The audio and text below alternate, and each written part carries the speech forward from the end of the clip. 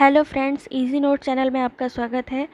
आपके हमारे जो पुराना पिछला वीडियो है उसमें आपने देखा था कि शिक्षण जो है अभिक्षमता क्या होती है, उसकी परिभाषा, उसके स्तर और उस कितने प्रकार का शिक्षण होता है, यानी टीचिंग जो है एप्टीट्यूड क्या होता है, वो आपको हमने पिछले वीडियो में बताया था। और आज हम आपको बताने वाले हैं कि शिक्षण की विशेषताएं क्या होती हैं और उसकी मूल अपेक्षाएं क्या होती हैं। ये जो है पहले के पेपर को जो है क्वेश्चन पेपर में आ चुका है, इसलिए इसको एक्सप्लेनेशन के साथ हमने आपको प्रोवाइड किया है फ्रेंड्स। तो इसको पूरा वीडियो ज़रूर देखिएगा, ये मोस्ट इम्पॉर्टेंट है। और इसमें जैसे कि हमने बताया कि प्रीवियस ईयर के क्वेश्चन पेपर में भी पूछा गया है, इसलिए जब ये आप एक्सप्लेनेशन के साथ पढ़ेंगे तो ये आपको और अच्छे से समझ में आएगा। और ये मोस्ट प्रोबेबली ये भी है कि जो आने वाला पेपर है उसमें भी आ सकता है, मोस्ट एक्सपेक्टेड भी है। तो फ्रेंड्स, इसको पूरा वीडियो ज़रूर देखिए। और एक रिक्वेस्ट है, अगर आपने हमारा वीडियो अभी तक सब्सक्राइब नहीं किया है तो उसको सब्सक्राइब ज़रूर कर लीजिए। और अगर हमारा वीडियो अच्छा लगे तो उसको लाइक करना मत भूलिएगा फ्रेंड्स। और अगर आप कोई भी क्वेश्चन है आपका तो वो हमें कमेंट सेक्शन में भी बता सकते हैं। तो आइए स्टार्ट करते हैं। शिक्षण की विशेषताएं और उसकी मूल अपेक्षाएं, यानी characteristics and basic requirements of teaching. तो जो पहला क्वेश्चन है, इसमें नीचे के पश्च प्रत्यक्षवादी उपागम में निम्नलिखित में से किस प्रकार के शोध पर बल दिया गया है। ये दिसंबर 2019 के क्वेश्चन पेपर में आया था। ये देखिए 3 दिसंबर के क्वेश्चन पेपर में था ये क्वेश्चन आया, तो इसको ज़रूर ध्यान से देखिएगा। ऑप्शंस दिए गए हैं, किस प्रकार के शोध पर बल दिया गया है। प्रयोगात्मक शोध, दृश्य घटना शोध, नृजातीय शोध, कार्योत्तर शोध या क्रियात्मक शोध। सही विकल्प का चयन करना है, तो इसका आंसर है सी, यानी शोध के पश्च प्रत्यक्षवादी उपागम के अंतर्गत दृश्य घटना शोध, नृजातीय शोध तथा क्रियात्मक शोध पर बल दिया गया है। पश्च प्रत्यक्षवादी उपागम सिद्धांतों को वैज्ञानिक या सामाजिक विज्ञान होने का प्रयास नहीं करता, बल्कि वे मामलों की गहराई से विश्लेषण करने की कोशिश करता है ताकि यह तय किया जा सके घटना के पीछे कारण क्या है। तो इसलिए इसका सही आंसर है सी। नेक्स्ट क्वेश्चन है, निम्नलिखित कथनों में से कौन सा समावेशी शिक्षण की अवधारणा की व्याख्या करता है। ऑप्शन दिए गए हैं ए, बी, सी, डी। फ्रेंड्स, इसको चाहें तो आप मॉक टेस्ट के रूप में भी इस्तेमाल कर सकते हैं। आप क्वेश्चन के आंसर जो है आप सॉल्व करके इसमें देख सकते हैं, और एक्सप्लेनेशन ज़रूर देखिएगा, इससे और अच्छे से समझ में आएगा। Option A, B, C, D में सही आंसर क्या होगा। कौन सा समावेशी शिक्षण की अवधारणा की व्याख्या करता है, तो आंसर है डी, यानी शिक्षक विभिन्न पृष्ठभूमि के विद्यार्थियों को एक ही कक्षा में एक साथ सिखाता है। और किस वजह से सिखाता है, तो ये देख लीजिए कि शिक्षण पद्धति की एक ऐसी अवधारणा जब शिक्षक विभिन्न पृष्ठभूमियों के बच्चों को एक साथ ही कक्षा में पढ़ाता है व सिखाता है, तो उसे समावेशी शिक्षण कहते हैं। समावेशी शिक्षण किसे कहते हैं, इसकी परिभाषा देखिए ये लिखी है। फिर है, दूसरे शब्दों में समावेशी शिक्षण का उद्देश्य सभी प्रकार के बच्चों को एक समान अवसर प्रदान करने के साथ साथ पूर्ण भागीदारी व समान शिक्षा की प्राप्ति का माहौल निर्माण करना होता है, ताकि उसके अंदर आत्मविश्वास जागृत हो सके। समावेशी शिक्षण के अंतर्गत शारीरिक व मानसिक रूप से विकलांग बालक, अभिगमन अशक्त बालक तथा अनुसूचित जनजाति, निर्धन, पिछड़े वर्ग के बालकों का समावेश होता है। नेक्स्ट क्वेश्चन है, which among the following reflect best the quality of teaching in a classroom. निम्नांकित में से कौन कक्षागत शिक्षण की विशेषताओं को प्रदर्शित करता है। ए, कक्षा में पूर्ण उपस्थिति के माध्यम से। बी, कक्षा में अनेक सहायक शिक्षण सामग्री के माध्यम से, यानी through full attendance in the classroom, through the use of many teaching aids in the classroom. C option है, कक्षा में छात्रों का मौन सुनिश्चित करने के माध्यम से, यानी through observation of silence by the students in classroom. और डी है, कक्षा में छात्रों द्वारा गुणवत्तापूर्ण प्रश्न पूछने के माध्यम से, यानी through the quality of question asked by student in classroom. देखिए ये क्वेश्चन कब आया है, 22 दिसंबर 2018 में आया है। अब इसको समझ लेते हैं। इसका सही आंसर है डी, यानी कक्षा में छात्रों द्वारा गुणवत्तापूर्ण प्रश्न पूछने के माध्यम से। क्या था क्वेश्चन, कक्षागत शिक्षण की विशेषताओं को प्रदर्शित करता है। तो अब इसका देख लीजिए, कक्षागत शिक्षण का क्या अर्थ है। शिक्षक द्वारा कक्षा में शिक्षार्थियों को सीखने के लिए तैयार करना और उनके लिए सीखने की उपयुक्त परिस्थितियों का निर्माण करना और उनके व्यवहार में वांछित परिवर्तन करना है। इसमें शिक्षक और शिक्षार्थी दोनों ही क्रियाशील रहते हैं। कक्षा में छात्रों द्वारा गुणवत्तापूर्ण प्रश्न पूछना कक्षागत शिक्षण की उच्च विशेषताओं को प्रदर्शित करता है। इससे स्पष्ट होता है कक्षागत शिक्षण प्रणाली प्रभावशाली है। ठीक है फ्रेंड्स को पूरा वीडियो ज़रूर देखिएगा। ये मोस्ट इम्पॉर्टेंट क्वेश्चन है जो पहले के पेपर में आए हैं और आजकल वैसे भी रिपीट हो रहे हैं क्वेश्चन। अब जो भी एग्ज़ाम आता है क्योंकि कंप्यूटर के थ्रू होने लगे हैं तो मोस्टली ये रहता है कि पिछले क्वेश्चन पेपर से घुमा के वही क्वेश्चन पूछे जा रहे हैं। तो इसलिए अगर आप ये पढ़ लेंगे तो एक तरीके से ये समझिए आपका पुराने पेपर का रिविज़न भी हो जाएगा। फिर क्वेश्चन है, छात्रों की शैक्षिक निष्पत्ति में सुधार लाया जा सकता है यदि उनके माँ बाप को प्रेरित किया जाए। किस लिए प्रेरित करना है? अपने बालकों के कार्य के निरीक्षण के लिए। अतिरिक्त ट्यूशन की व्यवस्था करें। सी, इसके बारे में चिंता ना करें। डी, बार बार अध्यापक के साथ अंतरक्रिया करें। तो इसका सही आंसर है ए, यानी छात्रों की शैक्षिक निष्पत्ति में सुधार लाया जा सकता है यदि उनके माँ बाप को अपने बालकों के कार्य के निरीक्षण के लिए प्रेरित किया जाए। फिर है, अध्यापन की सर्वोत्तम प्रणाली क्या है? ए, बी, सी, डी ऑप्शन दिया गया है। ये क्वेश्चन पेपर जो है दिसंबर 2012 में आया था।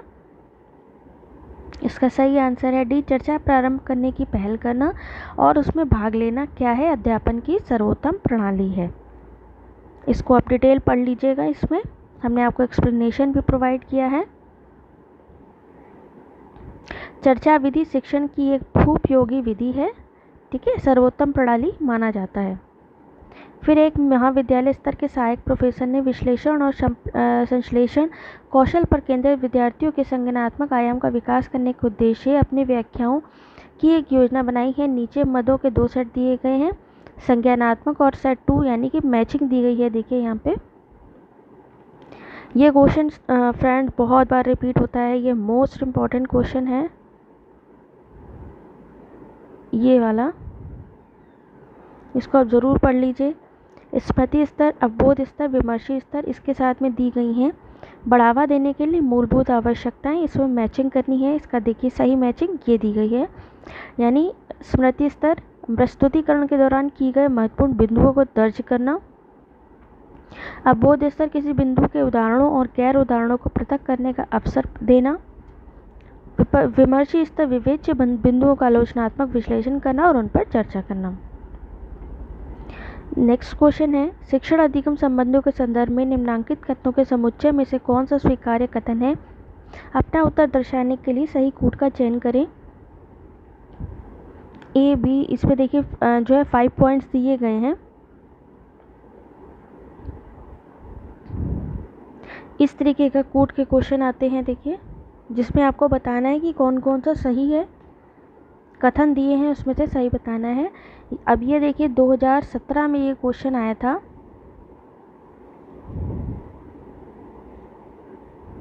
अब इसका सही आंसर है, शिक्षण अधिगम के संबंधों के संदर्भ में निम्नांकित कथनों के समुच्चय स्वीकार्य कथन है। यानी जब छात्र किसी परीक्षा में असफल होते हैं तो वह शिक्षक है जो असफल होता है।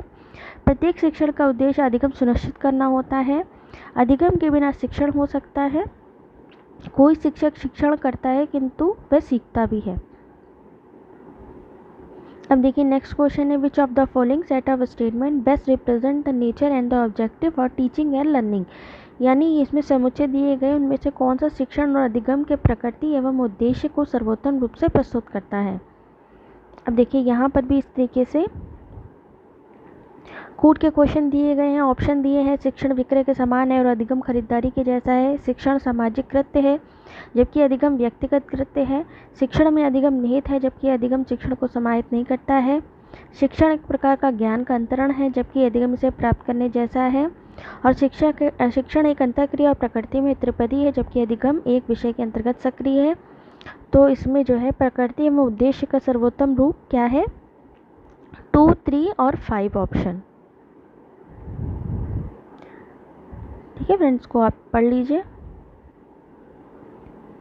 नेक्स्ट क्वेश्चन है, which one of the following is a की बिहेवियर इन इफेक्टिव टीचिंग। निम्नलिखित में से कौन प्रभावी शिक्षण में प्रमुख व्यवहार है? प्रश्न पूछना यानी questioning, using student ideas and contribution, structuring instructional variety यानी विद्यार्थियों के विचार व अवदान का अनुप्रयोग, संरचना या अनुदेशनात्मक विविधता। ये क्वेश्चन देखिए कब आया है? 2017 में। शिक्षण एक, इसका सही आंसर है डी, यानी शिक्षण एक प्रक्रिया जिसके लिए परिस्थितियाँ उत्पन्न की जाती हैं ताकि अध्ययनकर्ता एक विशिष्ट प्रकार का व्यवहार करें और इच्छित लक्ष्यों का अनुभव करें। शिक्षक शिक्षण को प्रभावशाली बनाने के लिए विविध अनुदेशनात्मक यानी इंस्ट्रक्शन वैरायटीज़ का प्रयोग करता है। अब देखिए यहाँ अभिकथन दिया गया है यानी असर्शन, और उसका रीज़न यानी तर्क। अब आपको ये बताना है कि कौन सा सही है और कौन सा गलत है। देखिए यहाँ कोट इसमें इस तरीके दिए गए हैं, ए गलत है, आर सही है, या दोनों सही हैं। ये क्वेश्चन जो है 2018 में आया था। इसका आंसर है डी, ए सही है लेकिन आर गलत है। क्या था अभिकथन? समस्त शिक्षण का उद्देश्य अधिगम को सुनिश्चित करना होना चाहिए, और तर्क था कि समस्त अधिगम शिक्षण का परिणाम होता है। तो इसमें है अभिकथन ए, समस्त शिक्षण का उद्देश्य अधिगम को सुनिश्चित करना होना चाहिए, सत्य है, जबकि तर्क आर जो है समस्त अधिगम शिक्षण का परिणाम होता है, असत्य है, क्योंकि अधिगम जो है अनुभव द्वारा अनौपचारिक तरीके से भी प्राप्त होता है। नेक्स्ट क्वेश्चन है, निम्नलिखित में कौन सा कथन समुच्चय शिक्षण की प्रकृति और उद्देश्य का उत्तम ढंग से विवरण प्रस्तुत करता है? नीचे दिए गए कोड में से अपने उत्तर को चुनिए। अब यहाँ पर भी देखिए इस तरीके का जो स्टेटमेंट दिए गए हैं और उसमें से जो सही कोड हैं वो आपको सिलेक्ट करना है। ए है पॉइंट, शिक्षण और अधिगम अविच्छिन्न रूप से संबंधित है। बी, शिक्षण और प्रशिक्षण में कोई अंतर नहीं है। सी, समस्त शिक्षण का सरोकार छात्रों में कुछ प्रकार के रूपांतरण को सुनिश्चित करने से होता है। डी, समस्त अच्छा शिक्षण प्रकृति में औपचारिक होता है। शिक्षक एक वरिष्ठ व्यक्ति होता है और शिक्षण एक सामाजिक कृत्य है, जबकि अधिगम एक व्यक्तिगत कृत्य है। ये क्वेश्चन देखिए कब आया था? 2018 में। ठीक है फ्रेंड्स, इसको अच्छे से पढ़ लीजिए। और इसका सही आंसर है डी, यानी ए, सी और एफ। किस वजह से? इसके लिए आपको एक्सप्लेनेशन पूरा पढ़ना होगा। जब आप पढ़ेंगे, एक तरीके से आपका ये नोट्स हैं, तो आप पढ़ेंगे तो आपका रिवीजन होगा। फिर है, which of the following are considered as key behaviour of effective teaching as evident from researchers. निम्नांकित सूची में से उन कथनों की पहचान कीजिए जिन्हें शोध साक्ष्यों में समर्थित प्रभावी शिक्षण के प्रमुख व्यवहारों के रूप में माना जाता है। ए है संरचना देना, जिसे क्या आगे कहा जाना है के विषय में व्यवस्था देने हेतु टिप्पणी दी जाती है। बी, प्रक्रिया एवं विषय वस्तु आधारित प्रश्न पूछना। सी, शिक्षक की प्रस्तुति की सीमा तक संदिग्ध है, इससे संबंधित स्पष्टता। डी, विद्यार्थियों के विचारों एवं अवदानों को शिक्षक द्वारा विषय प्रस्तुति में अपने द्वारा की गई प्रस्तुति में जोड़ना। अनुदेशनात्मक विविधता, जिसे तात्पर्य है शिक्षक के प्रस्तुति में प्रसरण एवं लचीलापन। डी है एफ है विद्यार्थी सफलता दर, जिसका तात्पर्य विद्यार्थी किस गति से अवबोध करते हैं तथा अभ्यासों को सही ढंग से पूरा करते हैं।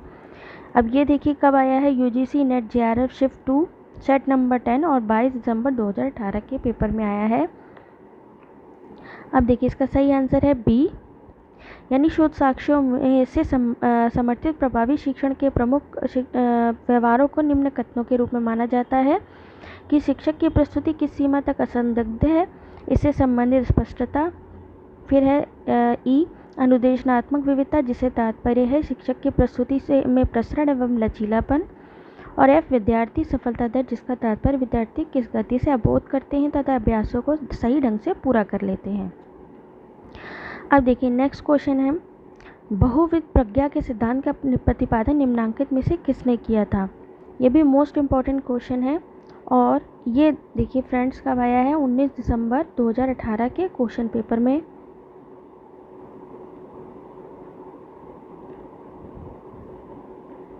इसको भी ध्यान से पढ़ लीजिए। Who among the following propose theory of multiple intelligences. तो इसका सही आंसर क्या है? B, Howard Gartner. गार्डनर ने कहा कि बुद्धि का स्वरूप एकाकी न होकर बहुप्रकारीय होता है। उसने कुल 7 तरह की बुद्धि बताई है और सातों बुद्धि परस्पर एक दूसरे स्वतंत्र होती है। प्रत्येक तरह के क्रियाशील होने के ढंग अलग अलग होते हैं। ये भी क्वेश्चन देखिए मल्टीपल में आ सकता है कि गार्डनर ने जो बुद्धि बताई है वो कितने तरह की बुद्धि को बताया है, तो वो है 7 तरह की। बहुविध प्रज्ञा का सिद्धांत हॉवर्ड गार्डनर द्वारा दिया गया। अब देखिए नेक्स्ट टॉपिक है शिक्षार्थी की विशेषताएं। किशोर और वयस्क शिक्षार्थी की अपेक्षाएं, शैक्षिक, सामाजिक, भावनात्मक और संज्ञानात्मक व्यक्तिगत भिन्नताएं, यानी learners characteristics of adolescent and adult learners, academic, social, emotional and cognitive individual differences. इसमें जो पहला क्वेश्चन है, अधिगम को प्रभावित करने में निम्नांकित में से किन कारकों को सामाजिक क्षमता के रूप में चिन्हित किया गया है। अब ये देखिए फ्रेंड्स, दिसंबर के क्वेश्चन पेपर में आया है, जो अभी लास्ट जो पेपर हुआ है दिसंबर का, ये भी मोस्ट इम्पॉर्टेंट है। तो अधिगम को प्रभावित करने में निम्नांकित में से किन कारकों को सामाजिक क्षमता के रूप में चिन्हित किया गया है। अब आपको सही उत्तर बताना है। सामाजिक दर्जा, प्रेरणा, बुद्धिमत्ता, साधारण और विशिष्ट संवेगात्मक स्वास्थ्य, विचारों को कार्य रूप में परिवर्तित करने में अक्षमता। इसका आंसर है सी, यानी 1, 2 और 4, यानी सामाजिक दर्जा, प्रेरणा और संवेगात्मक स्वास्थ्य। ये ऐसे कारक हैं जिन्हें सामाजिक क्षमता के रूप में चिन्हित किया गया है। अब देखिए नेक्स्ट क्वेश्चन है, इसको आप पूरा पढ़ सकते हैं, पूरा डिटेल है इस पूरे वीडियो में।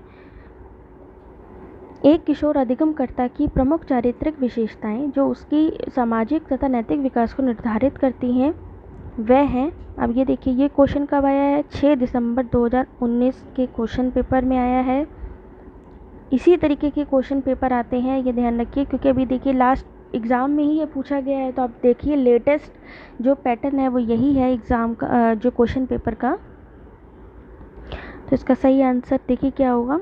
एक किशोर अधिगमकर्ता की प्रमुख चारित्रिक विशेषताएं जो उसके सामाजिक तथा नैतिक विकास को निर्धारित करती हैं वह है, ए, माता पिता से दूर रहने की प्रवृत्ति, बी, मूल्य एवं मानकों के अनुसरण हेतु नायक पूजा की ओर चेष्टा, सी, पड़ोस के संवर्गियों से घुलना मिलना, या डी, पहचान संकट। तो उसका सही आंसर है बी, मूल्य एवं मानकों के अनुसरण हेतु नायक पूजा की ओर चेष्टा। फिर नेक्स्ट है, अभिकथन दिया गया है, तर्क दिया गया है। देखिए अभिकथन क्या है, अधिगम और संप्रेषण क्षमता के अभिप्रेरणात्मक पहलू परस्पर संबंध नहीं है।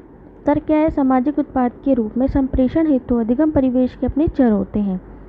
अब इसमें सही विकल्प का चयन करना है। तो देखिए इसमें से डी आंसर सही है, यानी ए गलत और आर सही। दिए गए अभिकथन में अधिगम और संप्रेषण क्षमता के अभिप्रेरणात्मक पहलू परस्पर संबंध नहीं गलत है, क्योंकि अधिगम और संप्रेषण क्षमता के अभिप्रेरणात्मक पहलू आपस में संबंध होते हैं, इनका एक दूसरे पर प्रभाव होता है। और तर्क कथन सामाजिक उत्पाद के रूप में संप्रेषण हेतु अधिगम परिवेश के अपने चर होते हैं, सही है। और ए जो है ए गलत है, लेकिन आर सही है। ठीक है फ्रेंड, अब इसके जो बाकी क्वेश्चन है वो हम आपको नेक्स्ट वीडियो में प्रोवाइड करेंगे फ्रेंड्स।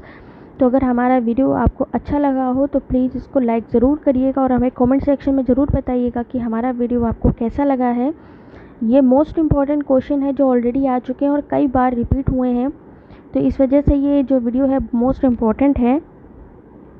इसी तरीके के देखिए क्वेश्चन आते हैं जब आप कंप्यूटर बेस्ड जो है एग्ज़ाम देते हैं, इसी तरीके के क्वेश्चंस आपको पूछे जाते हैं।